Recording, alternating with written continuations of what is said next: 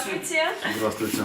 Вам МЧС. Здравствуйте. Очень приятно. Очень рады вам. Да супругаў Дундаровых выратавальнікі прыходзяць не з пустымі рукамі. Інфармацыйныя буклеты, размалёўкі для дзяцей, а галоўныя падарункі – апавяшальнікі. Алена і Эльдар не па чутках ведаюць пра наступствы пажараў. Абодва медыкі. Муж – урач-анастэзіёлог у бальніцы хуткай медыцынскай дапамогі, а жонка працуе ў апёкавым аддзяленні. Ахвяры агню – нярэдкія пацыенты. Пажарны апавяшальнік – неабыходны атрыбут кожнага дома. Гэтую аксіому не раз паўтараюць супрацоўнікі МНС. Прыбор вельмі просты ў карыстанні і часто маленький выратавальнік сапраўды дапамагае папярэдзіць трагедыю. Его основная задача – разбудить человека, чтобы человек проснулся, покинул, скажем так, опасное помещение, сообщил подразделениям МЧС. Падчас інфармацыйнай кампаніі праходзіць і сустрэчы ў працоўных калектывах, ніякіх фармальных лекцый. Дыялог будуецца на інтэрактывах і конкурсах, каб было цікава і зразумела. Гомельскія метэаролагі, да прыкладу, усталёўвалі апавяшальнік на хуткасць. А статыстыка ўражвае. За апошнія 5 гадоў апавяшальнікі дапамаглі выратаваць жыцці 100 жыхарам Гомельскай вобласці, каля 40 з іх дзеці. І гэта толькі зафіксаваныя пажары. Выпадкаў, калі атрымалася ліквідаваць ачаг узгарання без супрацоўнікаў МНС, значна больш. Інфармацыйная прафілактычная кампанія працягнецца да 14